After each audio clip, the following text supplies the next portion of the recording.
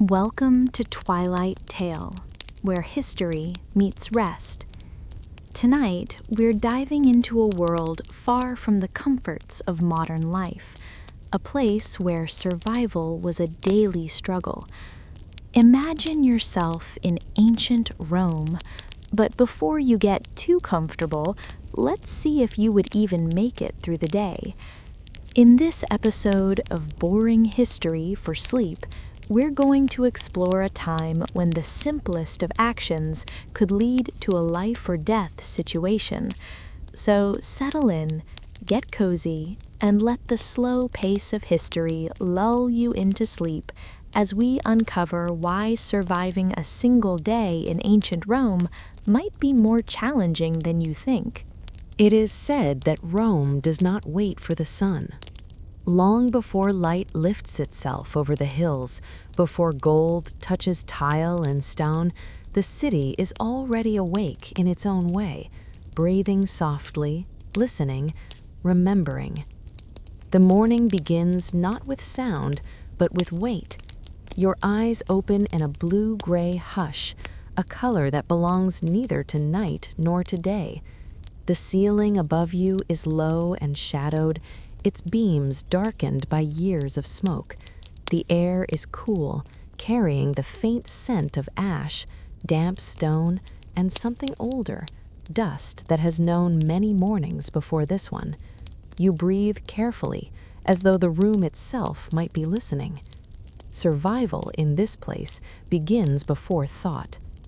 It is said that the body remembers what the mind forgets. You rise slowly, feet meeting the cold floor.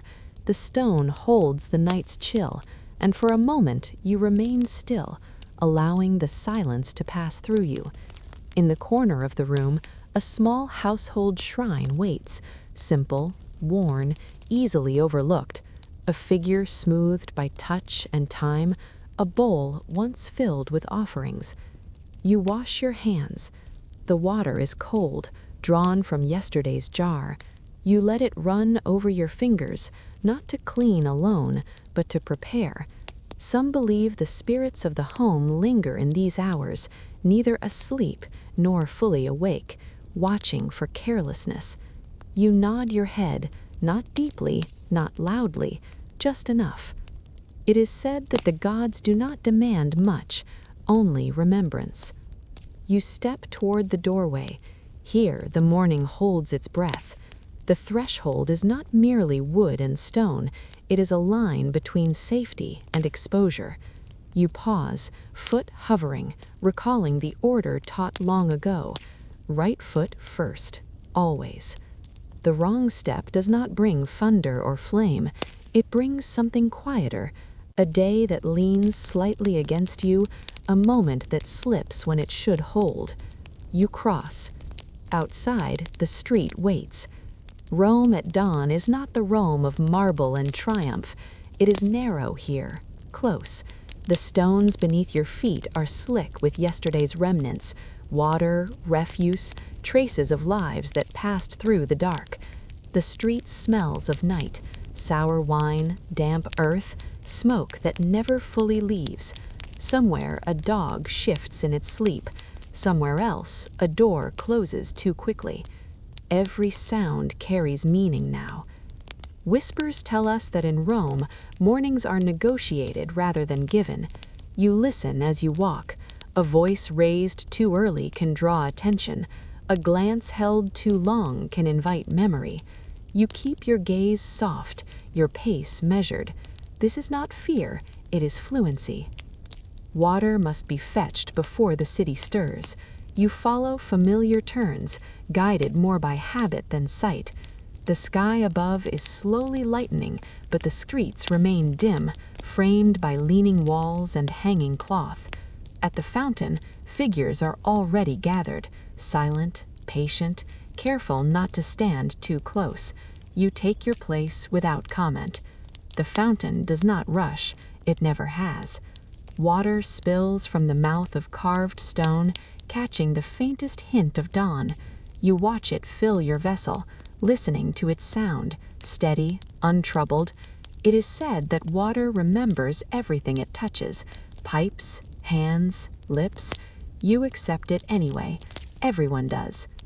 As you wait, you notice small things: a woman adjusting her shawl, a man shifting his weight, eyes lowered. No one speaks. Words belong to later hours, when witnesses are many and intentions can be hidden in noise. When your vessel is full, you lift it carefully. Spilling water is not forbidden, but it is noted. By whom, no one agrees. Perhaps by the city itself. You turn back toward home, and the streets have already changed. A shutter opens. A voice murmurs. Somewhere bread ovens begin their quiet labor. Rome is waking, not all at once, but in layers. It is said that the city reveals itself slowly to see who is paying attention. You pass a small shrine set into the wall, darkened by soot and time. Someone has left a coin. Someone else has not. The gods, marked by the moon only hours ago, are now receding. Their silence is not absence, it is assessment. The contradiction of Rome reveals itself here, in these early steps. The city feels eternal, unchanged, inevitable, and yet nothing protects you from its forgetting. Laws exist, yes. Gods are named, but they do not walk beside you. They watch from a distance, if at all. Beneath the silence, you sense it. The city does not care if you understand it, only that you respond correctly. You return home as light begins to spill into the upper streets. The blue-gray has softened. Stone warms slightly beneath your touch. Inside, the room feels different now, less guarded, more exposed. You set the water down. You breathe again. Some believe the most dangerous part of the day has passed, but Rome does not agree. As the sun edges higher, shadows retreat into corners.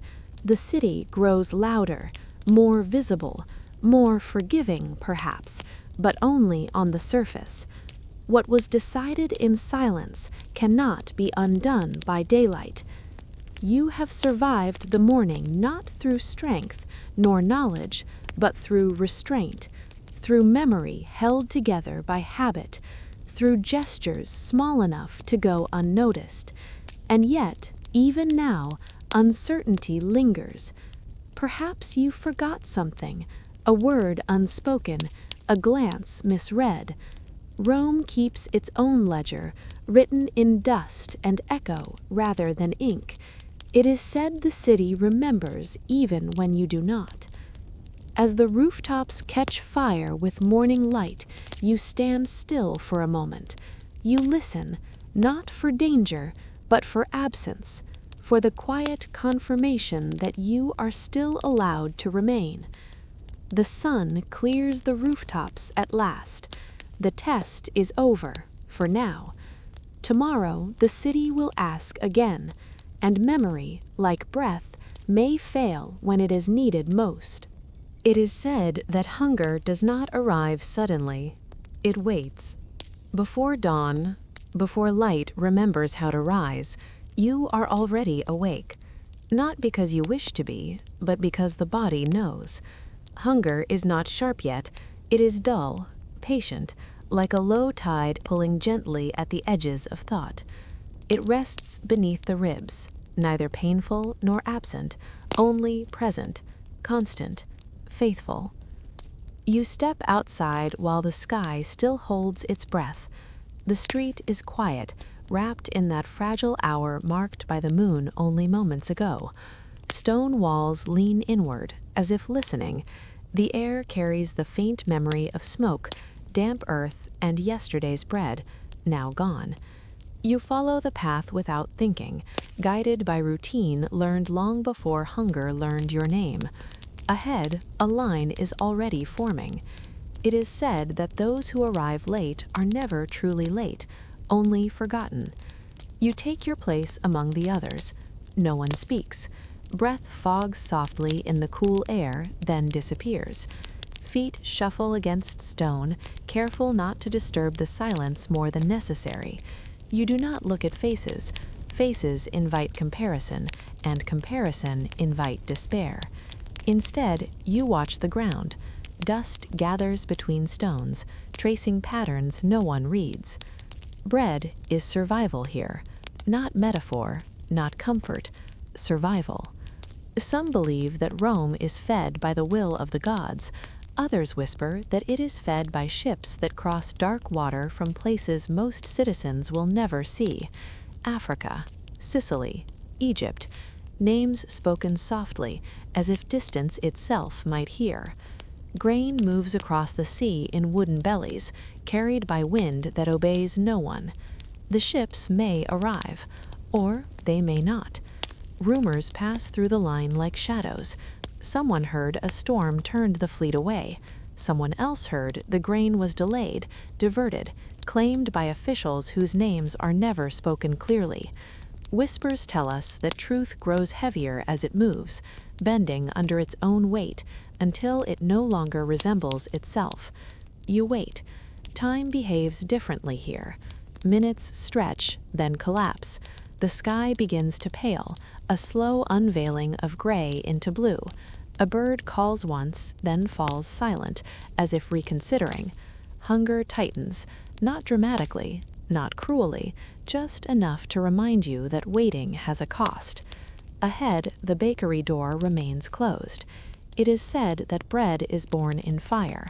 Inside, ovens are already awake, their heat pressing against brick walls. The baker's hands move in rhythms older than the street itself, kneading, shaping, dividing. You imagine it without seeing it. Imagination becomes sustenance when certainty is scarce. The door opens at last. Warmth spills into the street, carrying a scent that makes the body ache. Bread, yeast, smoke. For a moment, hope rises uninvited. Not loud, not foolish, just present. Loaves emerge one by one, round and golden, their surfaces cracked like dry earth after rain. They are placed on a wooden counter, steam lifting slowly, reverently. Each loaf feels sacred, marked by the moon that watched it bake, marked by hands that will never remember yours. The line moves. Coins exchange places, hands extend, then withdraw. Loaves vanish into baskets, cloth, arms pressed tightly to chests as if to shield them from envy. You watch the baker's hands carefully, not his face. Faces can lie, hands tell the truth. With each step forward, hope thins. Emotion shifts quietly now from anticipation to calculation. You count loaves, you count bodies. You tell yourself stories about timing, about fairness, about order. Rome feeds millions, surely there is enough. The contradiction reveals itself gently, without cruelty. Abundance exists, so does absence. They do not cancel each other out. The loaves grow fewer. When they are gone, they are simply gone. There is no announcement, no apology. The baker wipes his hands, closes the door. The oven's breath retreats behind stone. Those still waiting stand motionless for a moment longer, as if the act of leaving requires permission. You do not protest. Protest requires energy. Hunger has already taken its share. You turn away, stepping back into the street as daylight fully claims the city. The line dissolves without sound. People drift off in different directions, carrying bread or carrying nothing. Both move at the same pace. Rome continues. As you walk home, the city reveals its fullness. Markets begin to stir. Crates are unloaded. Voices rise. Somewhere, a wealthy household prepares a table that will never know emptiness. Somewhere else, a child will eat today because you did not. It is said that Rome survives by imbalance. You pass a shrine set into the wall, darkened by soot.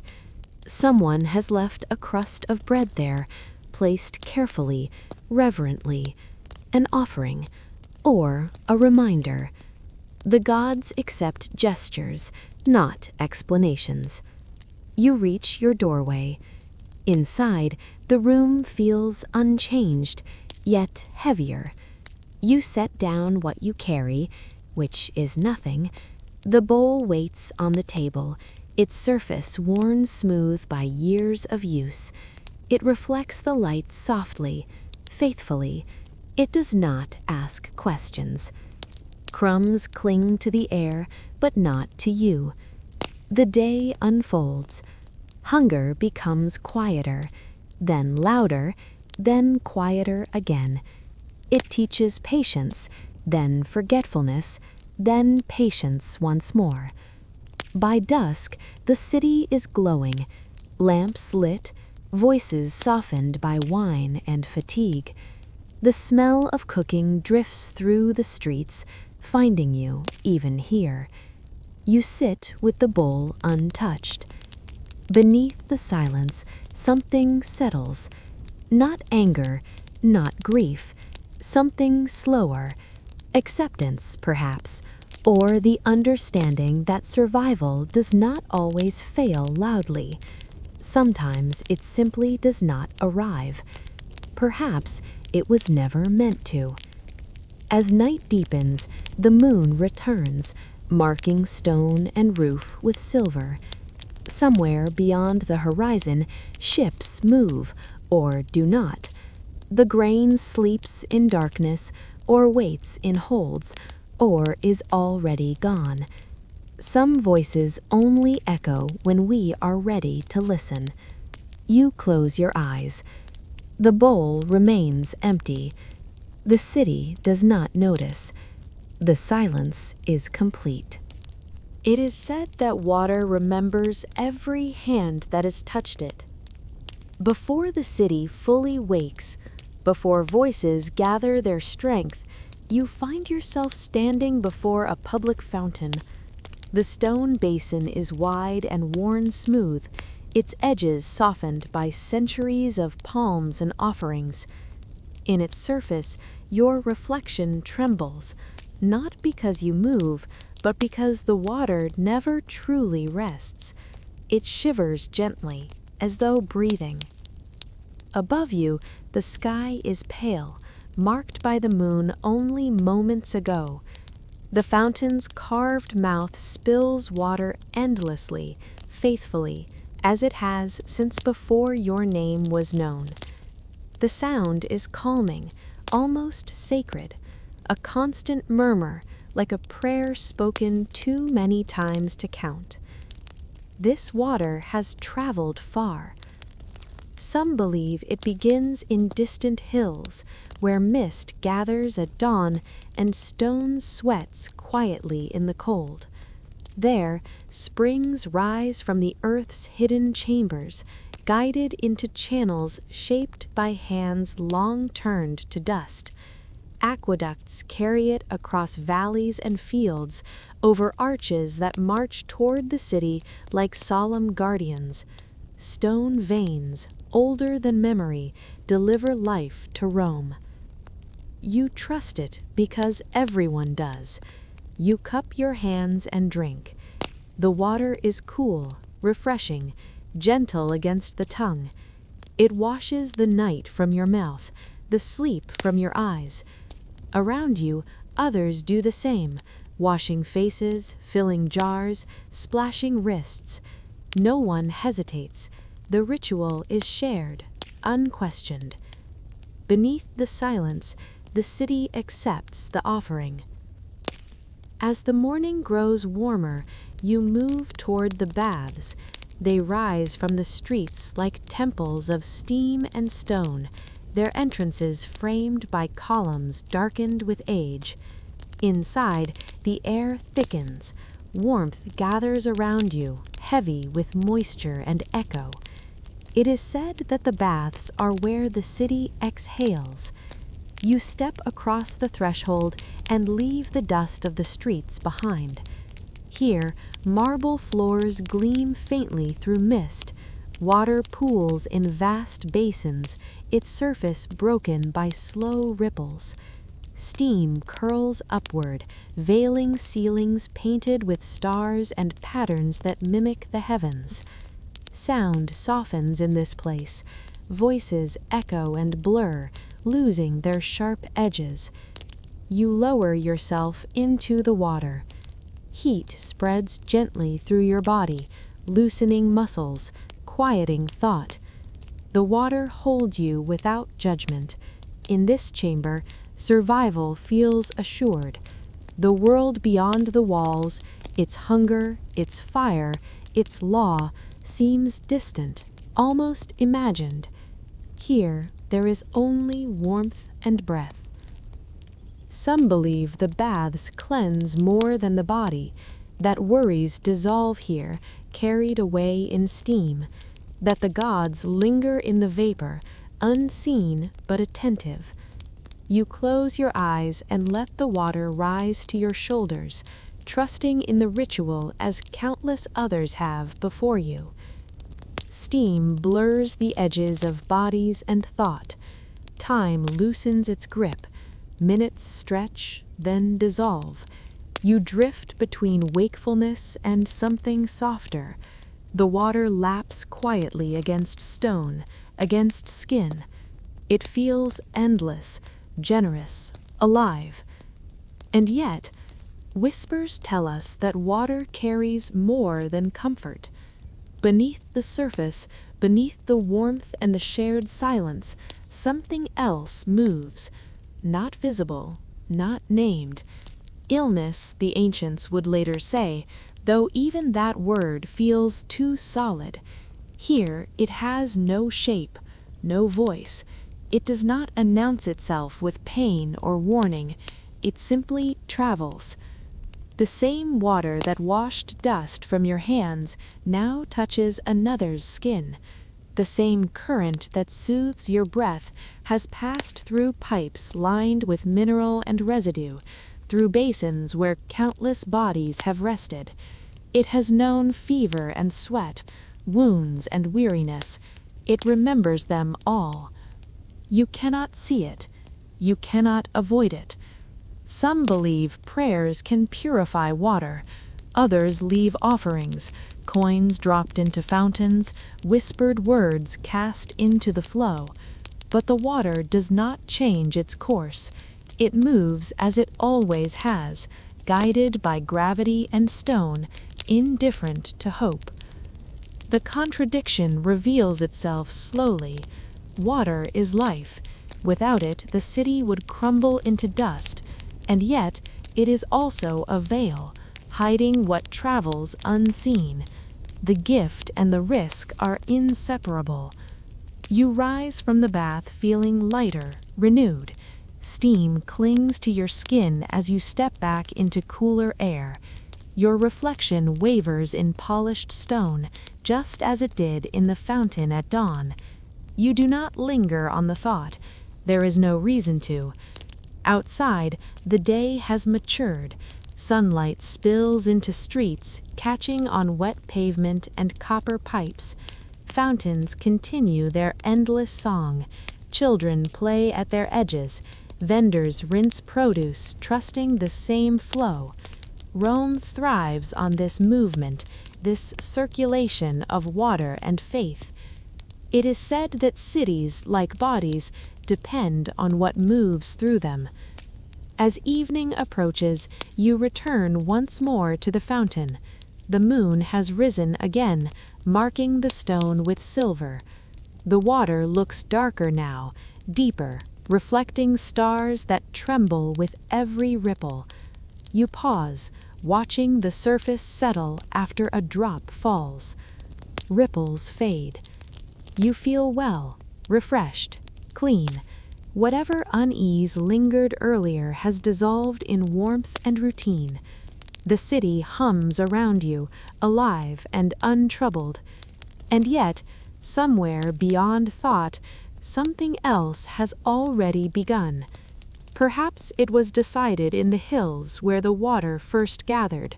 perhaps in the pipes beneath your feet where echoes linger, perhaps in the baths where steam hid too much. Some voices only echo when we are ready to listen. You turn away from the fountain and walk home beneath the moon. The water continues to flow behind you, faithful and unchanged. It will greet you tomorrow, offering the same comfort, the same risk. Where memory fades, water remembers. And as sleep draws near, the city rests, unaware of what now travels quietly within its veins and within you.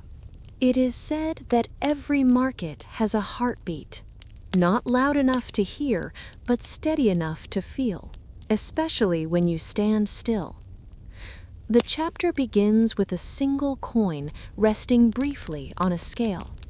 For a moment, everything pauses. The metal disc, worn smooth by other hands, reflects a pale shard of morning light. The scale tilts, hesitates, then settles.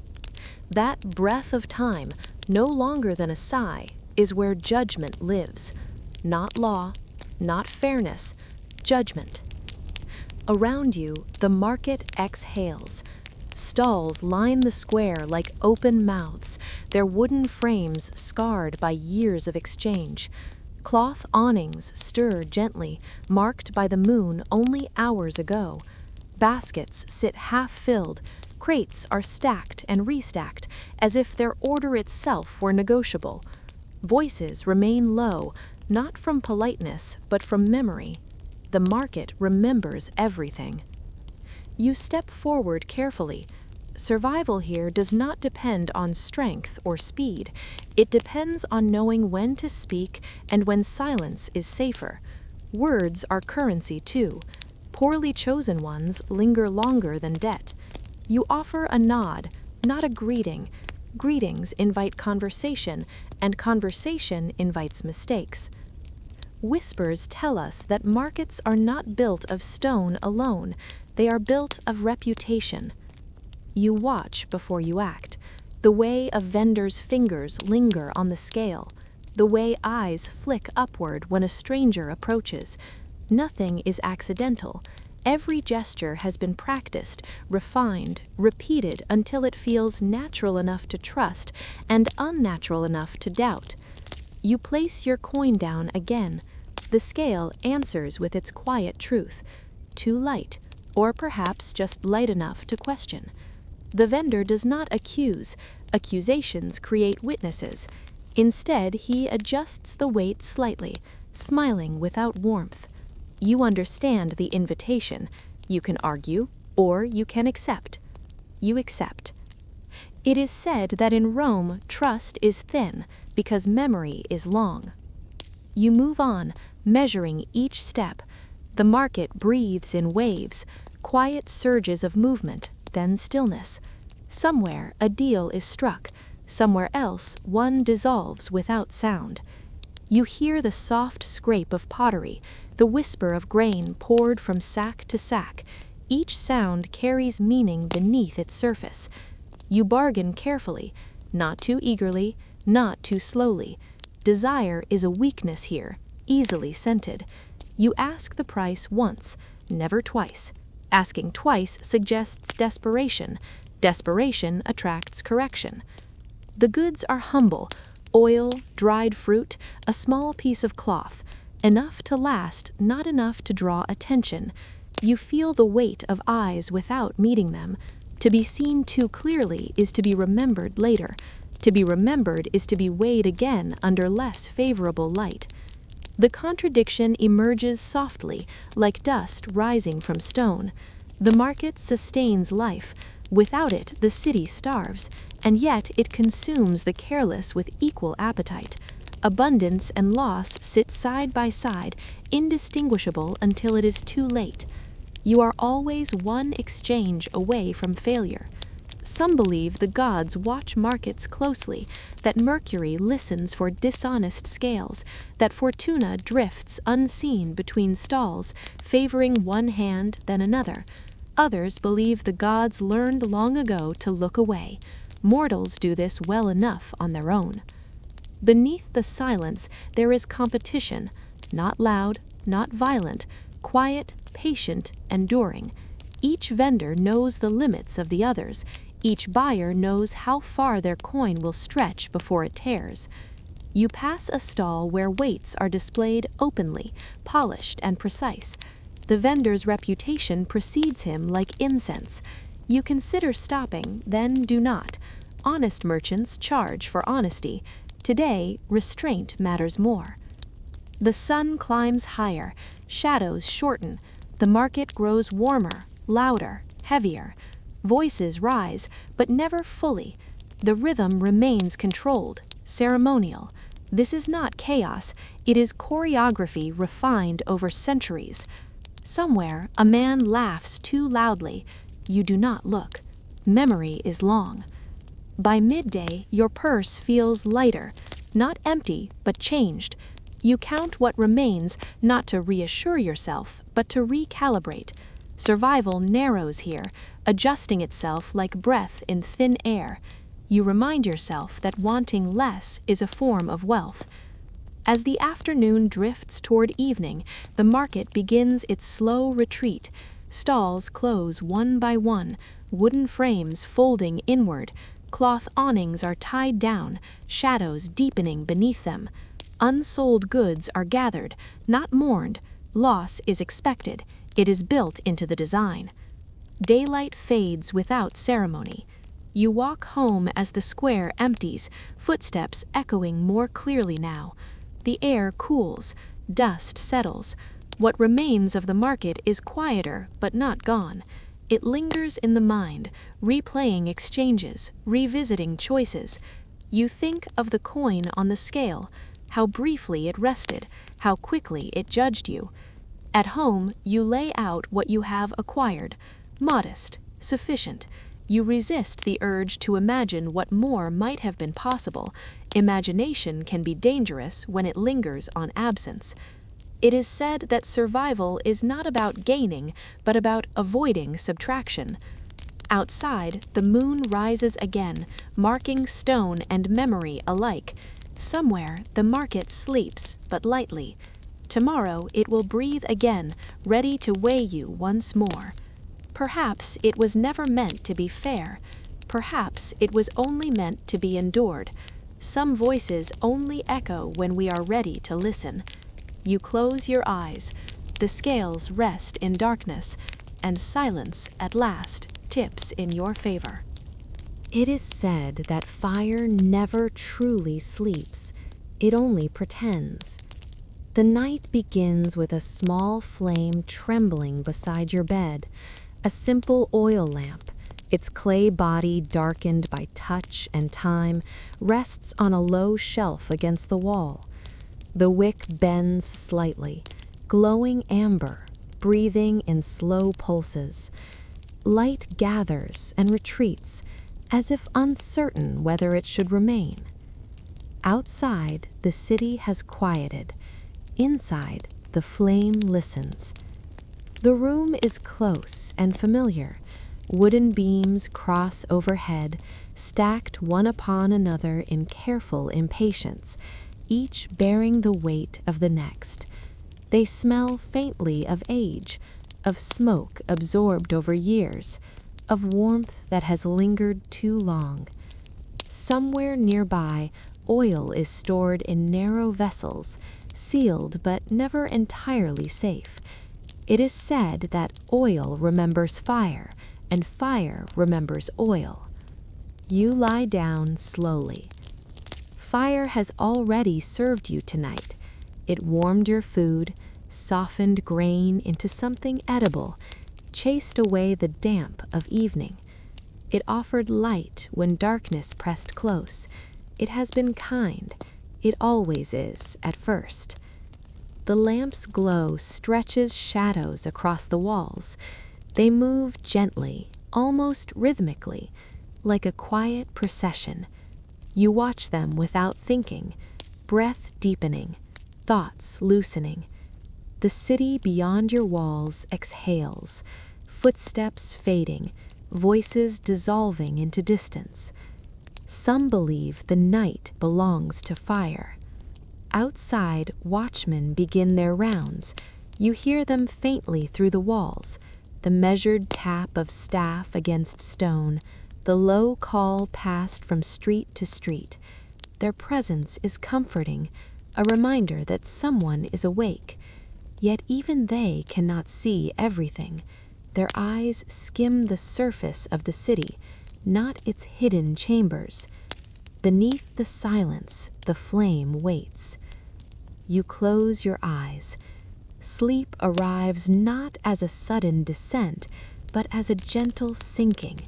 Breath slows, the room softens, the lamp's glow dims as your awareness drifts inward.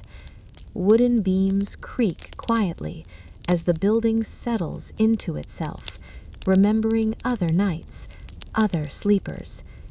It is said that Rome has burned many times, each fire beginning with something small, a spark unnoticed, a lamp forgotten, oil spilled where it should not have been.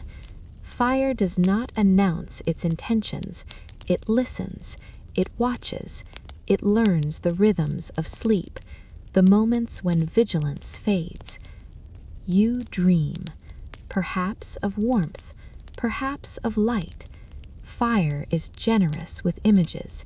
It offers comfort first, then asks for nothing in return.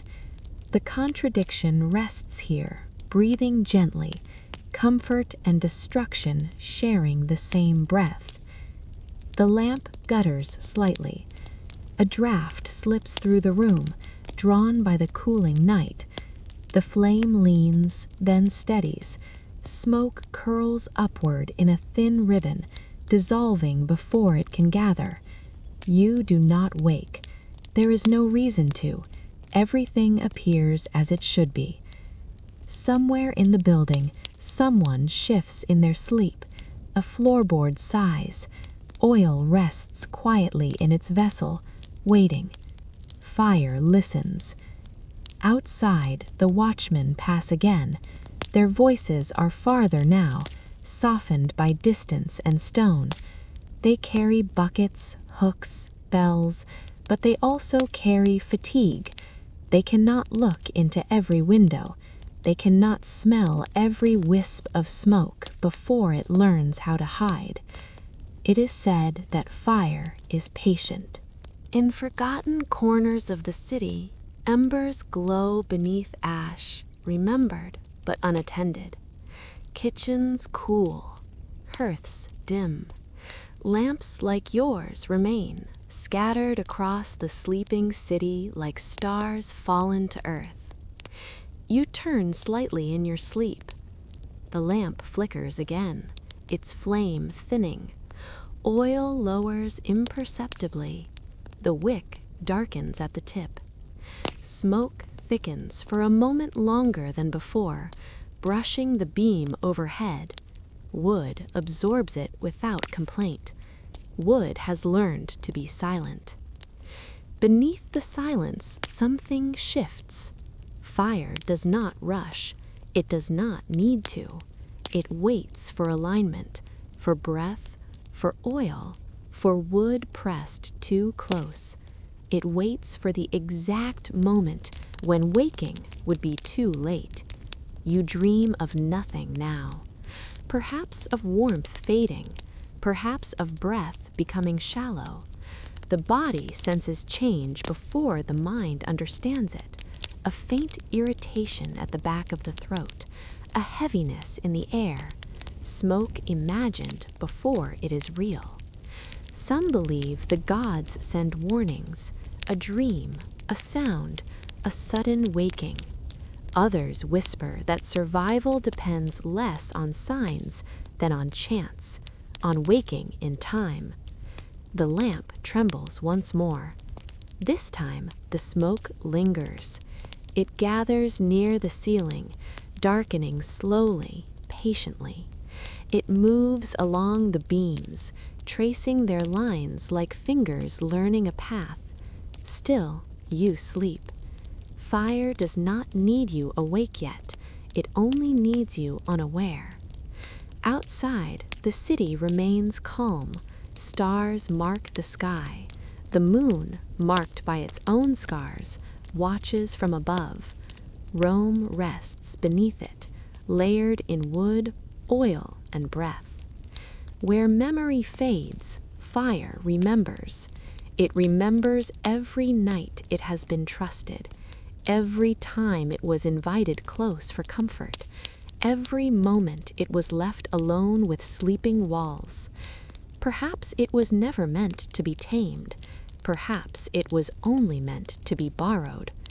Your breath changes, not enough to wake you, just enough to tell the body that something is different. Smoke brushes your senses gently, like a hand testing the edge of consciousness. The lamp's flame grows unsteady, responding to the air it has already altered. Fire listens and waits. Some voices only echo when we are ready to listen.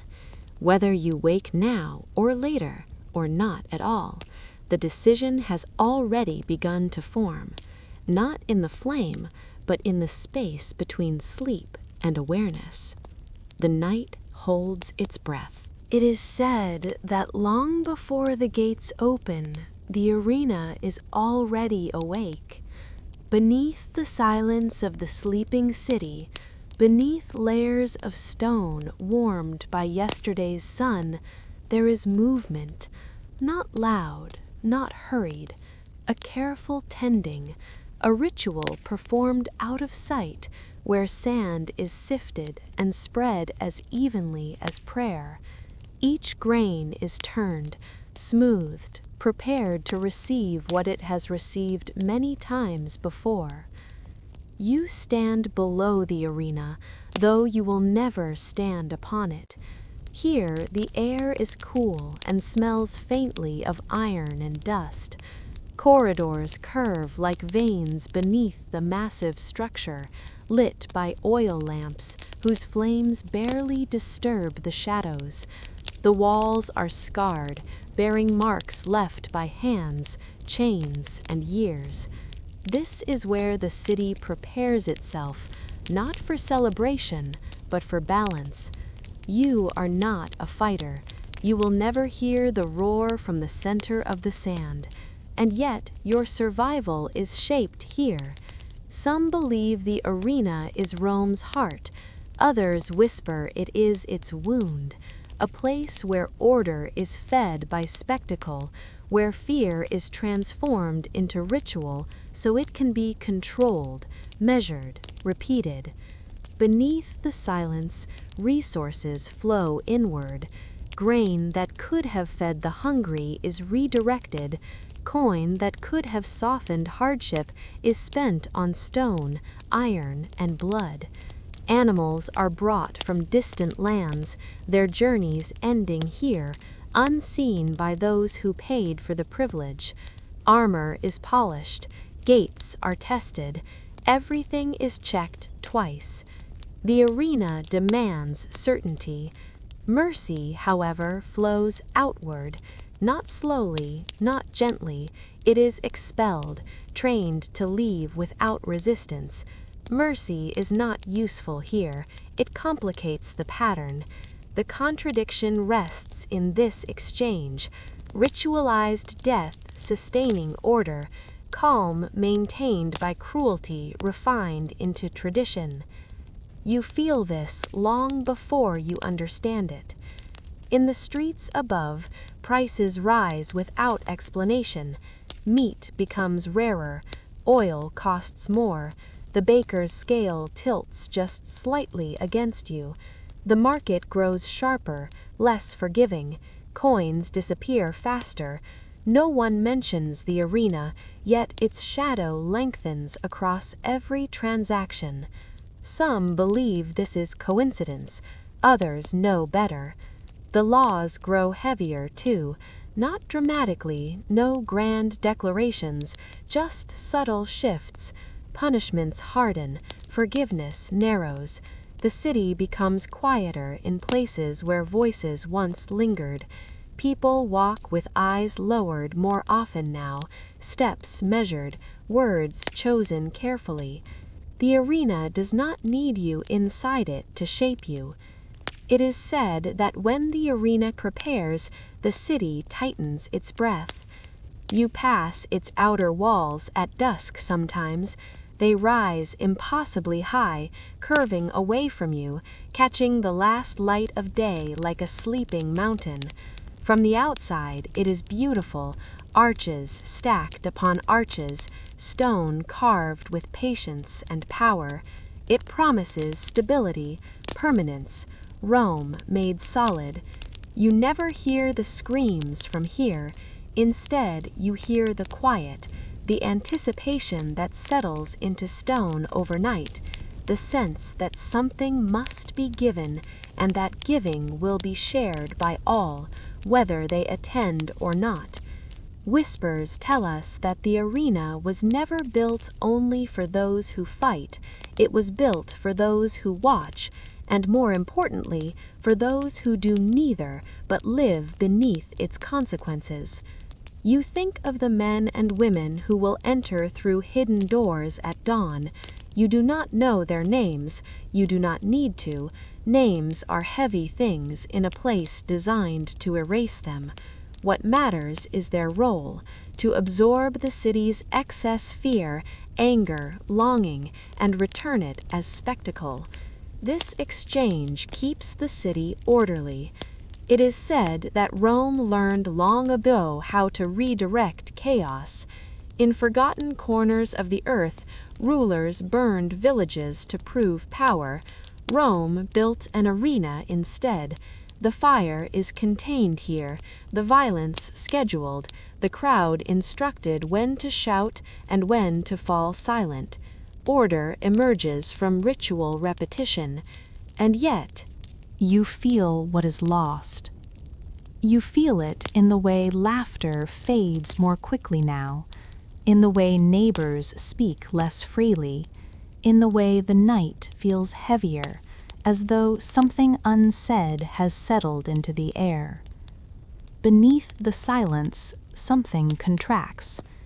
The arena consumes not only lives, but attention. On the morning of the games, streets empty early, doors close, work pauses. Those who can attend do, those who cannot listen from afar, not to the sounds, but to the absence of mercy in daily exchanges, the absence of patience, the absence of softness. You remain outside, perhaps by choice, perhaps by necessity. It makes little difference. Survival is already diminished. The cost has already been paid in increments too small to protest. Below the arena, final preparations are made. Sand lies smooth and pale, untouched by feet. Gates are tested one last time. The machinery of spectacle hums quietly, perfectly balanced. The city holds its breath.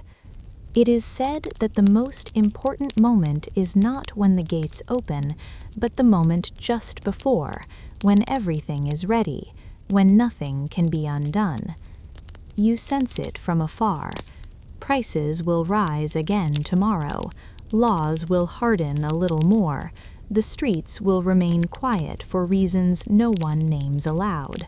Rome will endure. It always does. Perhaps that is the greatest offering the arena demands, not blood alone, but acceptance. You turn away as the sun climbs higher. You will not hear the roar. You will not see the sand disturbed. And yet, when the day ends, something will have shifted inside you, just as it has shifted inside the city. Perhaps it was never meant to be escaped. Perhaps it was never meant to be entered. Some voices only echo when we are ready to listen. The gates will open soon, but for you the decision has already been made. The arena is awake, and survival, quietly, has become more expensive. It is said that the most dangerous journey is not across seas or deserts, but upward, step by step, into spaces built too quickly for memory to settle.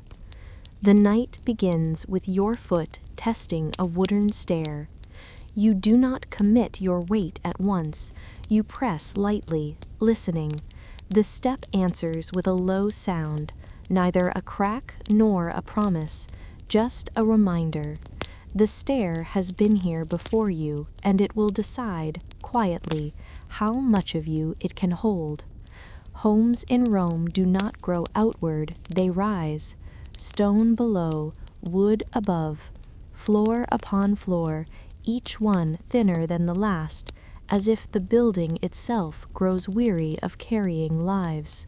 From the street, the structure appears solid enough, stacked and leaning with the confidence of habit, but inside everything is narrower, darker, more intimate. You climb. The stairwell smells of old smoke and damp plaster. The walls are close, brushing sound back toward you. Somewhere above, someone shifts their weight. Somewhere below, a door closes. The building breathes, not in unison, but in fragments. It is said that Rome learned to live upward because the ground could hold no more. You place your foot on the next step. It dips slightly, then steadies. Dust loosens and drifts down like a thought half forgotten. You continue, hand grazing the wall, fingers tracing cracks filled with years of quiet repairs. Neighbors live close here, too close. You hear them without seeing them.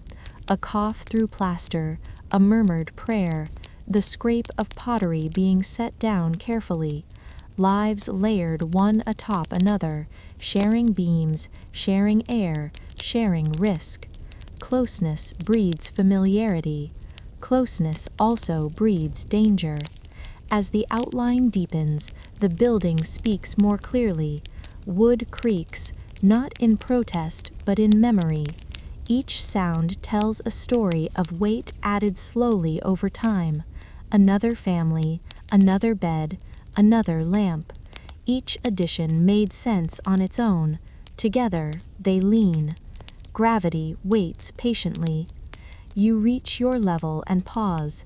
The hallway is dim, lit by a single lamp at the far end. Shadows cling to doorways like watchful spirits. The floor beneath you slopes almost imperceptibly, a confession made too softly to challenge. Some believe that buildings, like people, know when they are being asked for too much. Inside your room, the ceiling is low. Beams cross above you, their surfaces scarred by smoke and age. You know these beams. You have learned which ones groan when the wind changes, which ones stay silent. Familiarity brings comfort, but also blindness. You set down your belongings gently. Outside, night settles over the city. Lamps glow in distant windows, scattered like stars that have lost their pattern. The streets below grow quieter, sound rising upward in fragments. Somewhere a laugh echoes too loudly. Somewhere else a footstep hesitates on a stair much like yours. Fire climbs faster than feet can flee. You know this without being told. Everyone here does. Flames do not respect levels or neighbors. They move where air invites them, racing upward through stairwells built like chimneys. By the time smoke is noticed, the choice has already narrowed. You imagine it, not vividly, not deliberately, just enough. A lamp tipping, oil spilling, a shout too late, the stairwell filling with breath you cannot use, the upper floors becoming traps disguised as shelter. The contradiction rests here, breathing softly. The closeness that keeps you warm also keeps you vulnerable. You listen to the building as you prepare for rest. Wood expands and contracts with the cooling night. Somewhere a rat scurries through a hidden gap. Somewhere water drips, counting time more faithfully than any clock. It is said that Rome burns not because it is careless, but because it is crowded. The walls around you hold other lives. Their heat warms your own. Their lamps light your shadows. Their mistakes, should they come, will not ask permission before arriving at your door. You lie down slowly. The bed creaks in sympathy with the floor. You adjust your weight until the sounds settle. The ceiling looms closer in the dim light, beams casting familiar shapes. You have slept beneath them many nights. They have held. For now. Some believe the gods watch over homes, that household spirits guard thresholds and corners, whispering warnings when danger nears. You leave a small offering, not out of fear, but habit. Habit is a form of hope when certainty is unavailable. Outside, the wind shifts. The building answers with a soft groan, like an old body adjusting in sleep. You breathe in, matching its rhythm. Breath becomes shallow, then deep. Thoughts loosen. Gravity does not sleep. Above you, another family turns in their beds. Their weight presses down through beams that know no names. Below you, someone descends the stairs carefully, each step tested, just as you tested yours. The structure absorbs it all, redistributing burden without complaint. Where memory fades, wood remembers. It remembers every footfall, every added wall, every night survived. It remembers fires long past, patched over and built upon. It remembers nothing of you, only the weight you bring. The night grows heavier. You drift toward sleep as the city settles. Somewhere far away, a bell sounds faintly, then stops. Watchmen pass below, their steps echoing upward through the stacked lives. They cannot see inside these walls. They cannot know which stair will fail first, which beam has reached its limit. You dream lightly, perhaps of climbing, perhaps of falling. The body rehearses what the mind avoids. In your dream, stairs stretch upward without end, each one thinner than the last, disappearing into shadow. A sound wakes you briefly, a sharper creak than before. You hold your breath, listening. The building adjusts. The sound does not repeat. You exhale and allow sleep to reclaim you. Survival here is not about strength or vigilance alone. It is about trust placed in structures that cannot return it, about believing that tonight will resemble the last. Fire does not come. Collapse does not arrive. Not tonight. But the possibility remains, folded neatly into the dark like a prayer unanswered. As night settles fully overhead, the city breathes in unison once more. Lamps dim, windows darken. The stacked homes lean into one another, sharing warmth and danger equally. Perhaps it was never meant to last. Perhaps it was only meant to hold, until it could not. Some voices only echo when we are ready to listen. The stair outside your door remains still. The beams above you remain silent, and gravity waits, endlessly patient, for another morning. It is said that illness announces itself softly, not with thunder, not with warning, but with a sound so small it is almost mistaken for nothing at all. A cough, brief, dry, lingering just long enough to be remembered. It echoes once in the quiet of your room, then fades. At first you do not move. The night still holds its shape. The lamp burns steadily. Outside, the city breathes in its familiar rhythm. You wait for the cough to explain itself, to sharpen into pain, or dissolve into the past. It does neither. Some believe the body speaks in riddles before it speaks in truth. You sit up slowly, feeling the weight of the moment settle behind your eyes. The air feels thicker now, though nothing has changed. You draw another breath. It enters easily enough, but leaves with hesitation, as though unsure it should return. In forgotten corners of the earth, healers once listened for this pause. They believed breath was the soul's handwriting, and when it faltered, something unseen had already crossed a threshold. Morning comes gently.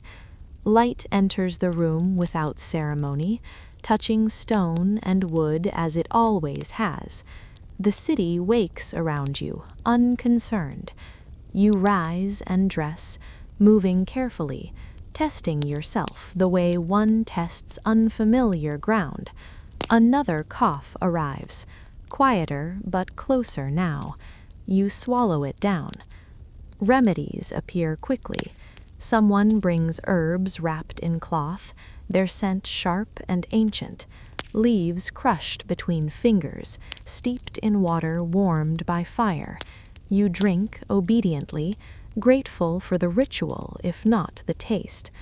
Another offers a small charm, etched with symbols worn smooth by belief. It is pressed into your palm, warm from another's hand. Prayers follow. Not loud ones, not desperate ones, just murmured phrases shaped by generations who did not know what else to do. The words do not promise return, they promise presence. Faith fills the space where knowledge fades. You rest when told, you breathe slowly when reminded. Time stretches, then folds inward. Hours become indistinct, marked only by the changing light on the wall. The cough returns again and again, never fierce, never gone. It is patient. Some believe illness is a visitor. Others believe it is a message written in a language no longer spoken. As days pass, the remedies change, but the rhythm remains. New herbs, new mixtures, a poultice pressed gently to the chest, a bowl of water placed beneath the bed to draw away unseen heat, symbols traced in ash near the doorway. Each act is performed with care, with hope restrained enough to survive disappointment.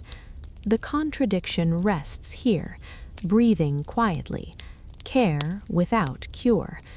You are not abandoned, hands still come, voices still speak softly near you, yet nothing turns the tide. The illness does not argue, it does not hurry, it simply stays. Beneath the silence, fear grows, not sharp but heavy, not panic but recognition. The body knows when it is being outpaced. At night, you dream of water moving through dark channels, of stars blurred by mist, of doors that open onto more doors. In these dreams, you are always walking, always almost arriving. Whispers tell us that many illnesses in Rome had no names. They were known only by their patients, by the way they ignored remedies, by the way they altered breath before they altered flesh. You listen to your own breath now. In, out. The space between grows longer. Someone sits nearby, though you do not always open your eyes to see them. Their presence is enough. They adjust the lamp. They touch your wrist, feeling for signs they cannot interpret. Their care is real. Its limits are too. Outside, life continues. Markets open. Water flows. Fires are lit and extinguished. Rome does not slow for unnamed suffering. It absorbs it quietly, folding it into the countless others it has already forgotten. Where memory fades, illness lingers. You feel your strength thinning, not dramatically, not tragically. It simply withdraws, like light leaving a room at dusk. You do not chase it. Chasing requires energy you no longer wish to spend. Faith changes shape now. It becomes less about recovery and more about meaning, about whether breath has purpose even when it shortens, about whether presence matters when outcomes do not. Some believe the gods listen most closely at the edge of understanding. You are offered one more remedy, a mixture brought from far away, said to help others long ago. You accept it, not because you expect change, but because refusal would feel heavier. The act itself carries comfort. The cough softens, then deepens. Breath grows shallow, then steadies again. Each cycle feels like a negotiation. You begin to notice details you once ignored. The way light moves across the ceiling, the sound of footsteps passing outside your door, the texture of cloth beneath your fingers. These things feel sharper now, as if the world is offering itself one piece at a time. Perhaps it was never meant to be cured. Perhaps it was meant to be witnessed. Night returns. The lamp is dimmed. Voices lower. The city's sounds grow distant, like waves heard from far inland. You lie still, not resisting, not inviting, simply resting within the moment you have been given. Breath grows shallow, not suddenly, not frighteningly, just enough to be noticed. Each inhale feels borrowed, each exhale lingers longer than expected, as if reluctant to leave. Survival does not collapse here. It yields, quietly, without spectacle. Some voices only echo when we are ready to listen, and as the room fills with silence once more, the illness remains unnamed, unconquered, unexplained, complete in its mystery. It is said that stone remembers longer than flesh. The chapter begins with your shadow crossing the forum. It stretches across pale slabs, worn smooth by centuries of feet, elongating in the early light like something trying to escape you. The sun has only just cleared the rooftops, and already the space feels awake, alert, listening. Columns rise on every side, their surfaces carved with names, decrees, victories, warnings. Law surrounds you here, not as a presence you can touch, but as an atmosphere you must breathe. The forum does not greet you. It measures you. Your shadow slips between inscriptions cut deep into stone, words that once carried the weight of justice, now softened by wind and dust. Some letters are missing, others remain sharp. The meaning, like the stone itself, has shifted over time. It is said that Rome wrote its laws in stone so they would not be forgotten. Some believe they were written that way so they could not be questioned. You walk carefully. Every step feels deliberate, not because the ground is uneven, but because the space demands attention. This is not a place for haste. The forum is where disputes are resolved, where reputations harden or crumble, where accusation floats more freely than proof. You obey without being asked. Obedience here is a language learned early. You know how to stand, where to look, when to lower your gaze. These gestures are not written anywhere, yet everyone understands them. They are passed down quietly, like warnings whispered between breaths. Beneath the silence, power shifts. The law appears stable, etched, permanent, immovable, and yet you have seen how easily it bends, how a word spoken by the right voice can tilt judgment, how a favor remembered can outweigh truth. The contradiction rests here, breathing steadily, order sustained by fear, not fairness. You pass a platform where men once stood to speak. Its edges are chipped now, the surface uneven. You imagine voices rising from it, accusations framed as concerns, concerns framed as certainty. In Rome, to be noticed is to be vulnerable. To be named is to be summoned. Whispers tell us that accusation needs little proof when memory is long and mercy is thin. You keep moving. The forum is wide, open to the sky. There is no shelter here, no place to hide from the gaze of stone faces staring down from pedestals, statues of men long gone, their features idealized, their flaws erased. They look past you, not at you. Their judgment is already complete. You feel small beneath them, not insignificant, but exposed.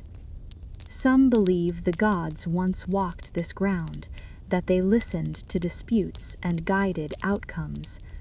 Others believe the gods withdrew when the laws became too certain of themselves. Either way, their absence is felt most keenly here.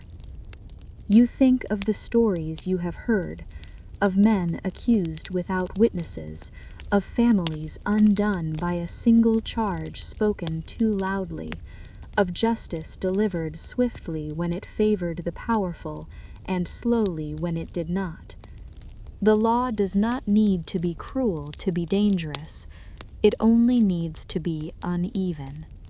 As the day progresses, the forum grows busier. Footsteps echo, voices overlap, then retreat. You move among them like water, careful not to disturb the surface. Invisibility is not cowardice here, it is strategy. You notice how others behave, how they keep their words vague, how they nod without committing, how they never stand alone for too long, yet never too close to anyone else. The balance is delicate. Where memory fades, accusation thrives. You pause near an inscription partially buried by dust. Only fragments remain visible. A law once clear, now incomplete. You wonder who it protected and who it failed. The stone does not answer. It never does. A sudden voice carries across the forum, not raised, but firm. You do not turn toward it. Turning invites attention. Attention invites recall. Recall invites questions. You continue walking. It is said that Rome perfected the art of public judgment so private fear could flourish. When punishment is visible, obedience becomes internal. No guard is needed when everyone watches themselves. You feel it now, settling into your chest like a second breath. The awareness that you are safest when you are forgettable. when your shadow passes without leaving a mark. As afternoon light softens, the forum begins to empty. The most powerful have already left. Those who remain linger only briefly, gathering their courage before stepping away. Stone holds the warmth of the sun longer than flesh does. You feel it radiating up through your sandals, grounding and unsettling at once.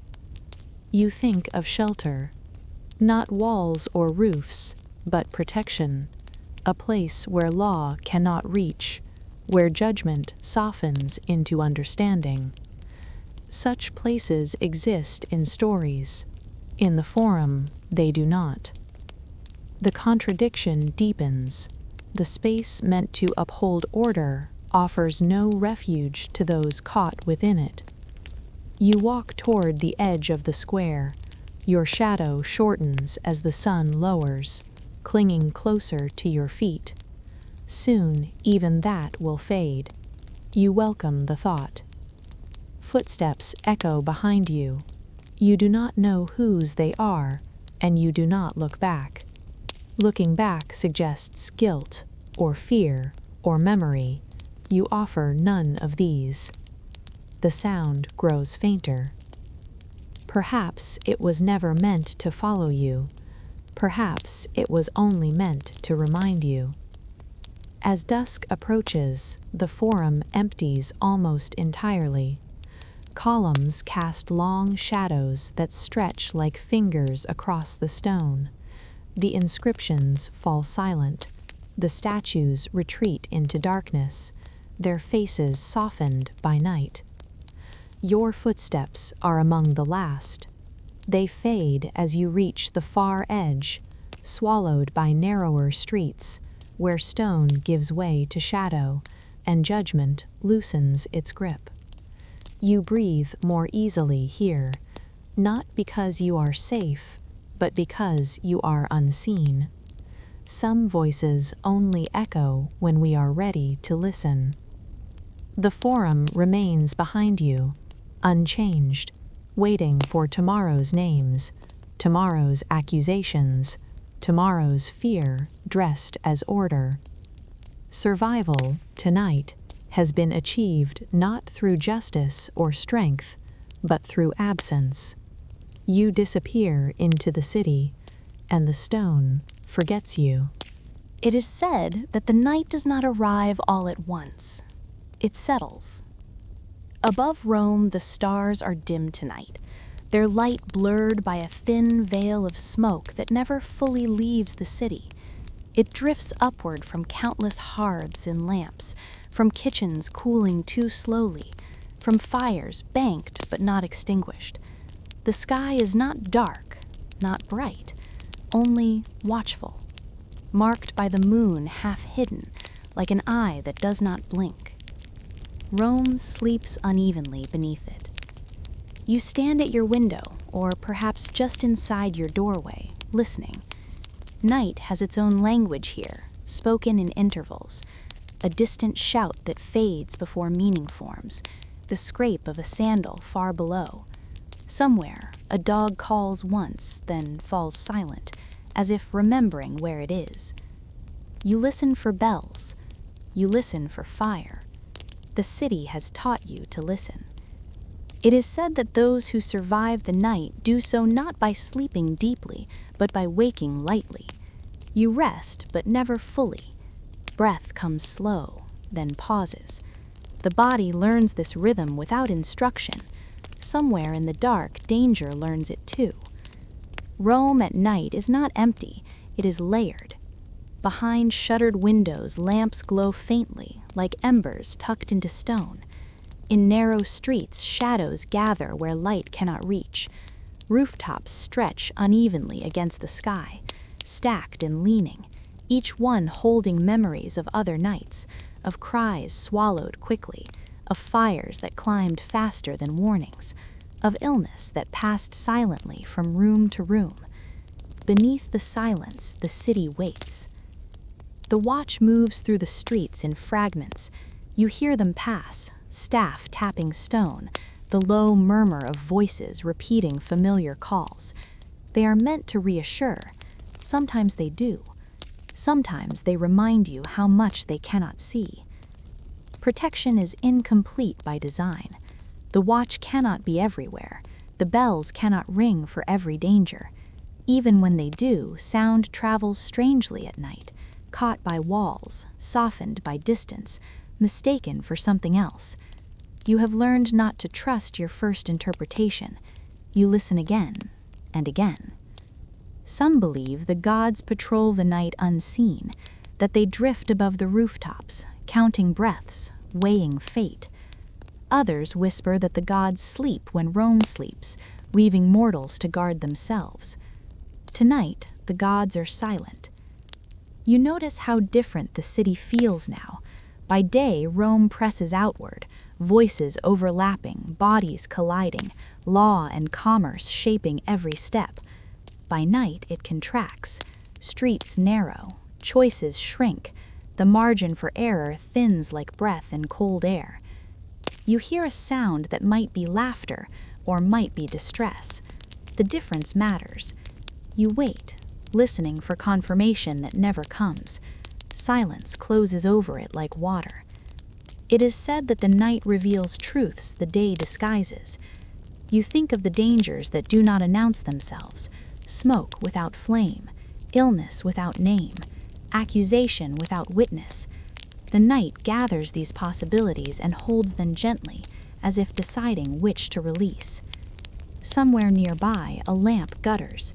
You smell oil faintly carried on the air. The scent is not alarming, it is familiar. That is what makes it dangerous. You adjust your position, attuning your senses without fully waking. Rome sleeps unevenly because it must. Too many lives stacked too closely, too much wood, too much oil, too much breath moving through spaces built without foresight. The night tests these structures quietly, without judgment. It does not care who you are, only where you are when it arrives. You lie back down, eyes open. Time stretches. The hours before dawn are the longest. The body knows this. Thoughts wander, then circle back. You count sounds instead of minutes. A footstep, a cough, the distant rush of water in pipes beneath the streets, carrying life and something else besides. Whispers tell us that many do not fear death in the night, but disappearance, to be gone before morning, leaving only an empty room, a cold hearth, a silence no one immediately questions. You think of dawn. Not as salvation, but as a marker. A line the night may or may not allow you to cross. Dawn belongs to the city. It always comes for Rome. Whether it comes for you is another matter entirely. Outside, clouds drift slowly, thinning the stars further. Smoke hangs low. The moon slides behind a roofline, then emerges again, as if reconsidering its watch. The watch passes once more. Their calls are quieter now, edged with fatigue. They have been awake while others sleep. They too are vulnerable. Fire does not distinguish between guardian and guarded. You hear nothing alarming. This is not comfort. It is suspense. Some voices only echo when we are ready to listen. Your breath steadies. Against your will, sleep edges closer. The body insists. You surrender partially, never fully. Dreams brush the edges of thought, images without narrative. Stairs, water, sand, stone. A faint sound startles you back, perhaps a shudder shifting in the wind, perhaps something else. You hold still, listening. The sound does not return. The night keeps its secrets. It is said that survival is not promised, only repeated. Somewhere, far away, a bell rings, once, twice, then stops. You do not know why. You will never know why. The city absorbs the sound and continues breathing. The hours thin. You feel it before you see it, the slightest change in the air, the night loosening its grip, the promise of light not yet fulfilled, but approaching. Birds have not begun to call. The sky remains dark, but different now, less closed. Dawn approaches again. For Rome. The city will wake. Markets will open. Laws will resume their shape. Bread will be weighed. Water will flow. Fires will be lit anew. The night will retreat, carrying with it whatever it has taken. Whether you rise with the city is not yet decided. Perhaps it was never meant to be known in advance. Perhaps the night must always keep that choice to itself. You lie still as the first pale hint of morning touches the edges of the sky. Smoke thins, stars fade. The watch completes its final circuit, steps slowing as relief settles in. Silence remains, not the silence of safety, the silence of unanswered questions. And as light begins its careful return, you breathe once more, aware, grateful, uncertain. The night has not ended for everyone, but for now it has paused. Rome inhales and waits to see who inhales with it. And there you have it. A day in ancient Rome was anything but easy, with its dangers and daily struggles that seem almost unimaginable to us today. But here at Twilight Tale, we've made sure you didn't have to experience it firsthand.